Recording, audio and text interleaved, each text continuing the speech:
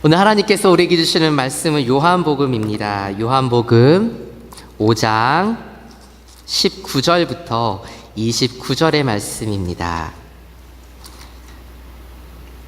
요한복음 5장 19절부터 29절입니다. 제가 가진 성경으로는 150페이지입니다. 요한복음 5장 19절부터 29절, 하나님의 약속의 말씀을 제가 받들어 봉독하겠습니다. 19절입니다. 이러므로 예수께서 그들에게 이르시되 내가 진실로 진실로 너희에게 이르노니 아들이 아버지께서 하시는 일을 보지 않고는 아무것도 스스로 할 수 없나니 아버지께서 행하시는 그것을 아들도 그와 같이 행하느니라.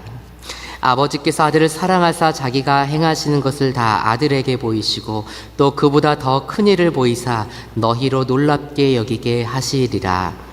아버지께서 죽은 자들을 일으켜 살리심같이 아들도 자기가 원하는 자들을 살리느니라.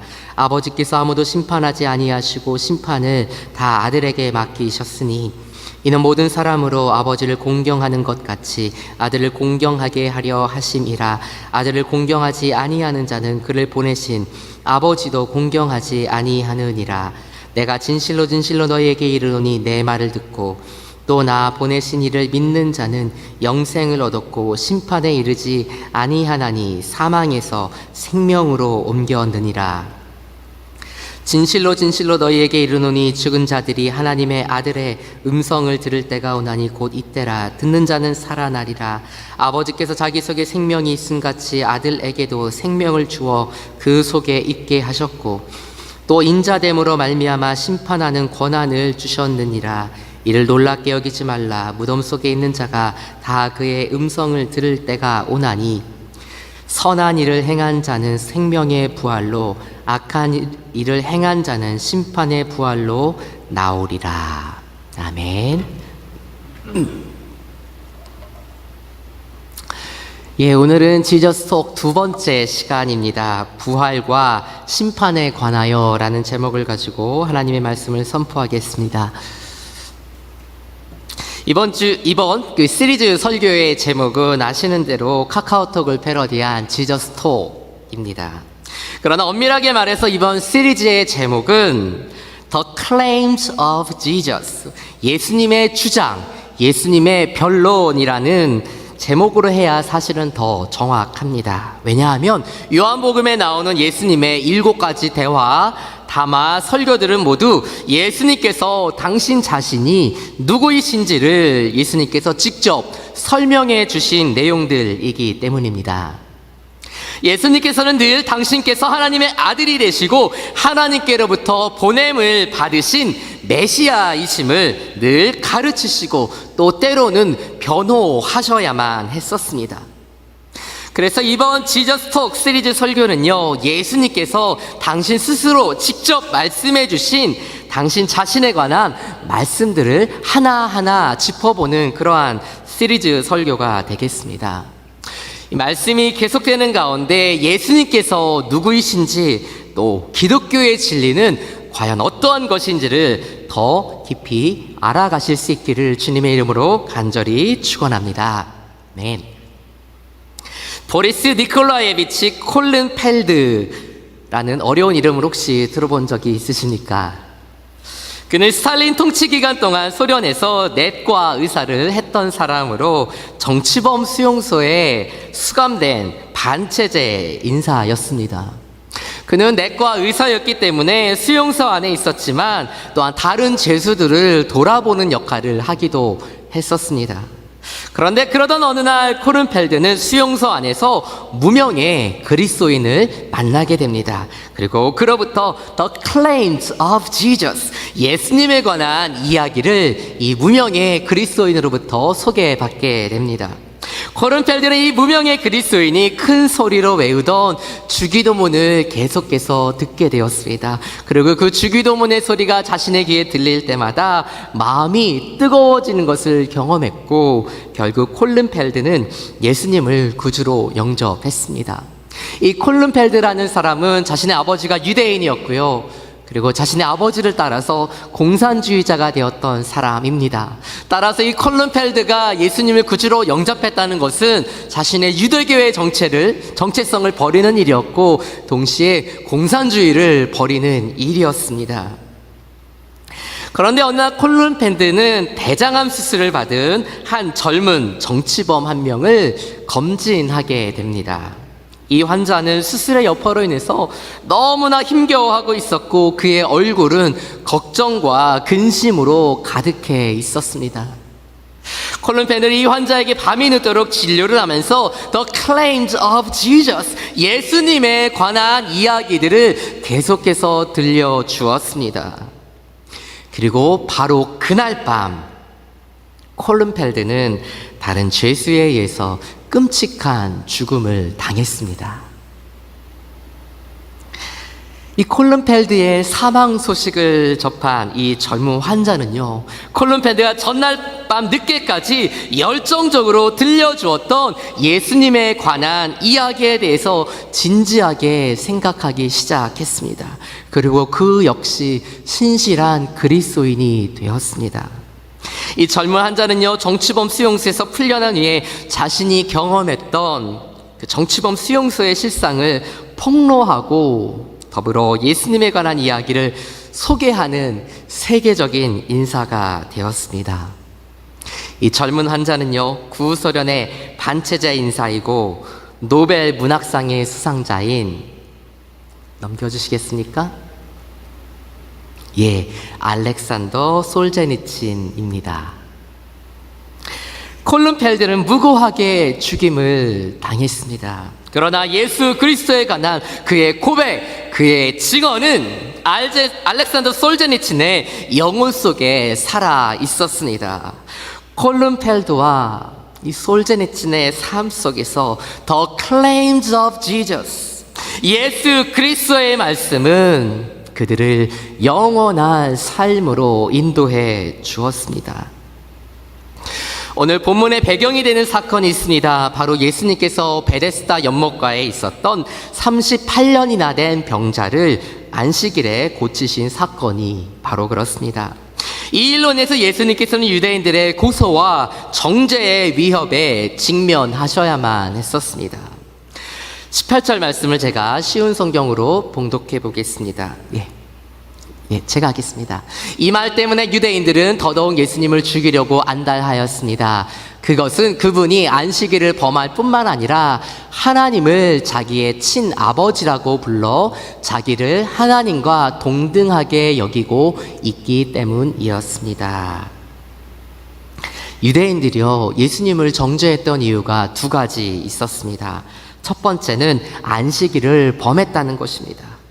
안식일의 참 의미는요, 구원과 자유입니다. 그러나 유대인들은 안식일에 선을 행하고 생명을 살리는 그 일보다는요, 안식일에 관한 자신들의 전통을 더 중요하게 여기고 있었습니다. 그래서 유대인들은 예수님께서 안식일에 병자를 고치셨다는 이유로 예수님을 정죄하기 시작했습니다.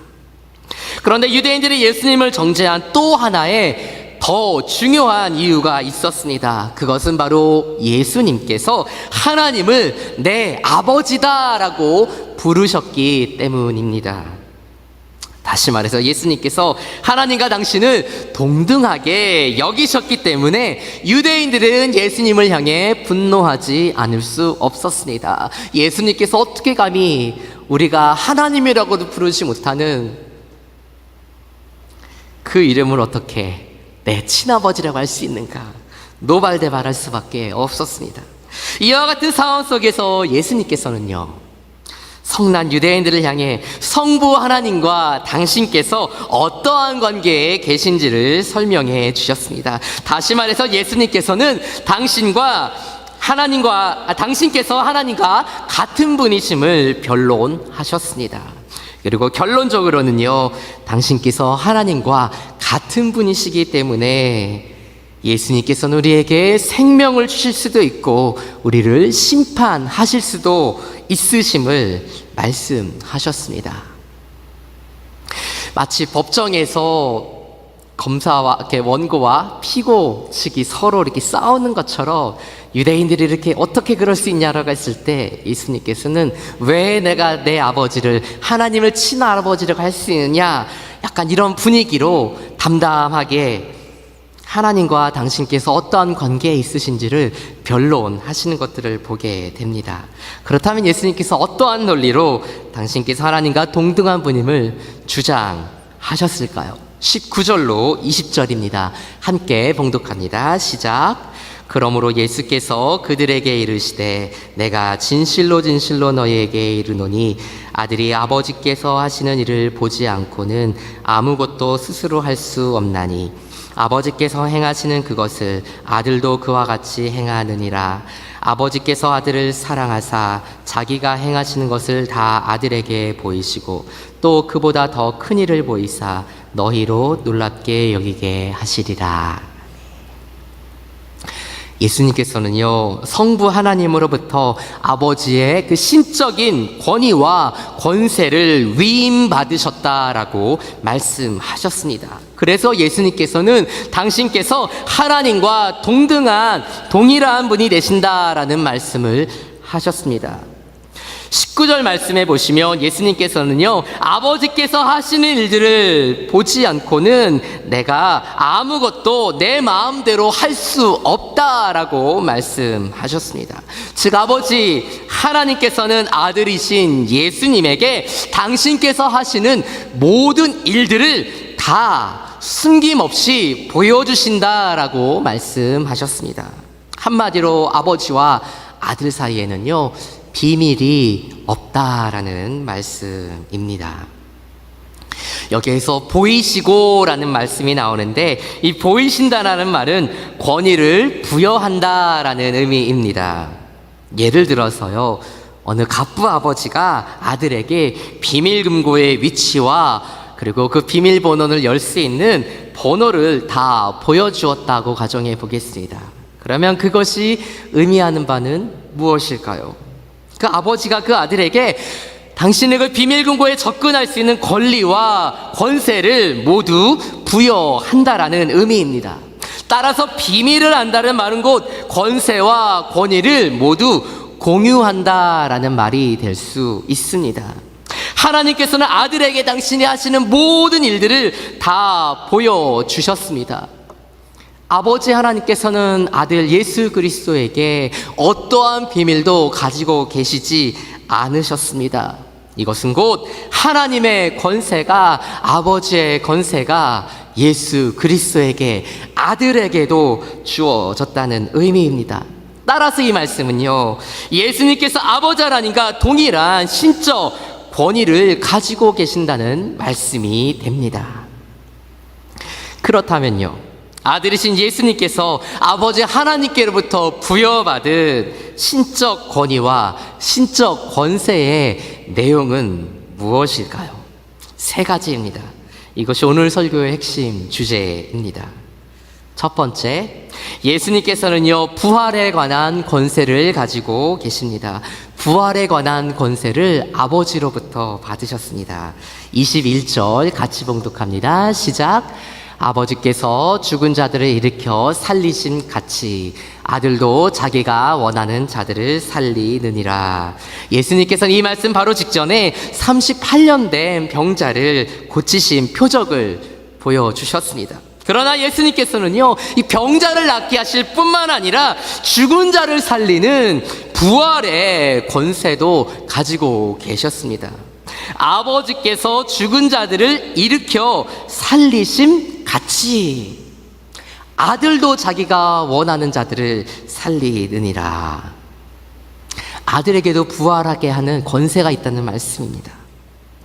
유대인들은요, 전통적으로 하나님만이 소유하고 계신 세 가지의 위대한 열쇠, the three great keys가 있다고 믿었습니다. 첫 번째는요, 하늘문을 열고 비를 내리게 하는 열쇠. 두 번째는 태문을 열고 생명을 잉태하게 하는 열쇠. 그리고 마지막 세 번째는 무덤을 열고 죽은 자를 살리게 하는 열쇠입니다. 그런데 예수님께서는요, 지금 이 세 번째 열쇠, 무덤을 열고 죽은 자를 살리는 부활의 열쇠를 당신께서 가지고 계신다라고 말씀하셨습니다. 실제로 예수님께서는 공생의 기간 동안 나사로, 야이로의 딸 나인성 과부의 아들을 살리신 이적을 보여주셨습니다. 그러나 이 죽은 자를 살리는 부활의 권세는요, 우리의 육신의 몸의 부활만을 의미하지 않습니다. 예수님께서 육적으로 죽은 자를 살리심으로써 영원한 생명을 주실 권세도 당신에게 있음을 보여주셨습니다. 다시 말해서 죽을 수밖에 없는 죄인된 우리들을 살리실 수 있는 영원한 생명을 주실 수 있는 권세 또한 아들에게 있음을 보여주셨습니다. 고린도전서 15장 21절로 22절 말씀은 이렇게 증거합니다. 제가 봉독합니다. 사람이 한 사람으로 말미암았으니 죽은 자의 부활도 한 사람으로 말미암는도다. 아담 안에서 모든 사람이 죽은 것 같이 그리스도 안에서 모든 사람이 삶을 얻으리라. 사망은요, 아담 한 사람으로부터 시작되었습니다. 그러나 죽은 자의 부활 역시 예수 그리스도 한 분으로부터 시작되었습니다. 모든 사람이 그리스도 예수 안에서 부활하게 될 것이라고 성경은 명확하게 우리에게 증거하고 있습니다. 아들 예수님께서 아버지 하나님으로부터 부여받은 첫 번째 신적 권위와 신적 권세, 그것은 바로 부활에 관한 권세입니다. 두 번째입니다. 아들 예수님께서 아버지 하나님께로부터 부여받은 두 번째 신적 권위와 신적 권세는 바로 최후 심판에 관한 권세입니다. 22절 같이 봉독합니다. 시작. 아버지께서 아무도 심판하지 아니하시고 심판을 다 아들에게 맡기셨으니. 심판권은요, 창조주이신 하나님의 독창적인 고유한 권한입니다.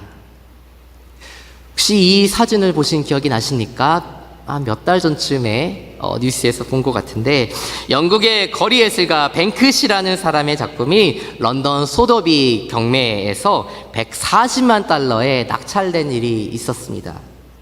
그런데 이 낙찰이 되자마자 쾅쾅쾅이 되자마자요, 화가가 액자에 직접 설치했던 그 파쇄기가 작동을 해서 이 오른쪽, 제가 봤을 때 오른쪽이죠, 보시는 것처럼 이 작품이 파쇄가 되는 장면이 공개가 되었습니다. 내가 만든 작품, 내가 소유했기 때문에 뱅크시는요, 자기 마음대로 자신의 작품을 저렇게 파괴할 수 있었습니다. 그러나 다른 사람은요, 그렇게 할 수 없습니다. 왜냐, 그에게는 소유권이 없기 때문입니다. 마찬가지로 우리는 모두 피조물이기 때문에 우리의 운명에 대한 생살 여탈권은, 즉 살리기도 하고 죽이기도 하는 모든 권세는요, 우리를 지으신 창조주 하나님께만 있습니다. 요한복음 3장 35절 말씀에서 예수님께서는 이렇게 말씀하셨습니다. 아버지께서 아들을 사랑하사 만물을 다 그의 손에 주셨으니, 만물을 다 그의 손에 주셨으니. 예수님께서는 아버지 하나님으로부터 모든 피조물에 관한 권한을 다 부여받으셨습니다.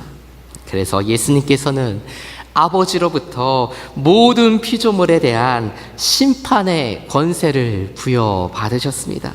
그래서 아들 예수님께서는 천하를 공의로 심판하실 만한 권세를 가지고 계십니다. 우리가 조금 전에 읽었던 고린도전서 15장의 25절, 26절 말씀을 보시면요, 최후 심판에 관한 말씀이 연이어 나옵니다. 제가 봉독합니다. 그가 모든 원수를 그 발 아래에 둘 때까지 반드시 왕 노릇 하시리니 맨 나중에 멸망받을 원수는 사망이니라. 여기서 그는요, 예수 그리스도이십니다. 하나님의 심판, 즉 죄와 사망에 대한 최후 심판은 성자 예수 그리스도를 통해 집행될 것이라고 성경은 우리에게 증거하고 있습니다. 아들 예수 그리스도께서 아버지 하나님으로부터 부여받은 신적 권위와 신적 권세는 첫 번째, 부활에 관한 권세였습니다. 두 번째, 최후 심판에 관한 권세입니다. 이제 마지막 세 번째입니다. 아들 예수님께서 아버지 하나님으로부터 부여받은 세 번째 신적 권위와 신적 권세는 바로 영광을 받을 권세입니다. 23절입니다. 같이 봉독합니다. 시작. 이는 모든 사람으로 아버지를 공경하는 것 같이 아들을 공경하게 하려 하심이라. 아들을 공경하지 아니하는 자는 그를 보내신 아버지도 공경하지 아니하느니라. 여기에서 공경하다라는 단어의 원어적인 의미는요, 명예롭게 하다, 영광스럽게 하다, 영광을 돌리다, 이런 의미입니다. 즉 모든 피조물들이요 아버지를 예배하는 것처럼 아들도 아버지와 동일하게 예배를 받으실, 영광을 받으실 권세가 있다는 말씀입니다. 왜냐하면 왜 아들께서도 아버지와 같은 영광을, 예배를 받으실 수 있는가? 바로 아버지께로부터 부활과 심판에 관한 권세를 부여받으셨기 때문입니다. 그래서 아들이신 예수 그리스도께서는 아버지와 함께 영광을 받으시기에 합당하십니다. 그러면 so what?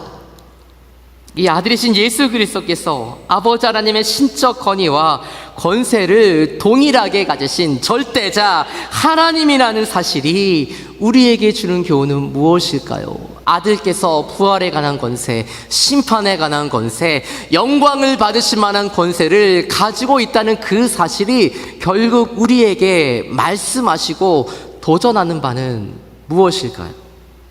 24절부터 25절의 말씀입니다. 같이 봉독합니다. 시작. 내가 진실로 진실로 너희에게 이르노니 내 말을 듣고 또 나 보내신 이를 믿는 자는 영생을 얻었고 심판에 이르지 아니하나니 사망에서 생명으로 옮겼느니라. 진실로 진실로 너희에게 이르노니 죽은 자들이 하나님의 아들의 음성을 들을 때가 오나니 곧 이때라. 듣는 자는 살아나리라. 24절 말씀에는요, 내 말을 듣고 라는 말씀이 나옵니다. 25절에는요, 하나님의 아들의 음성을 들을 때 라는 말씀이 나옵니다.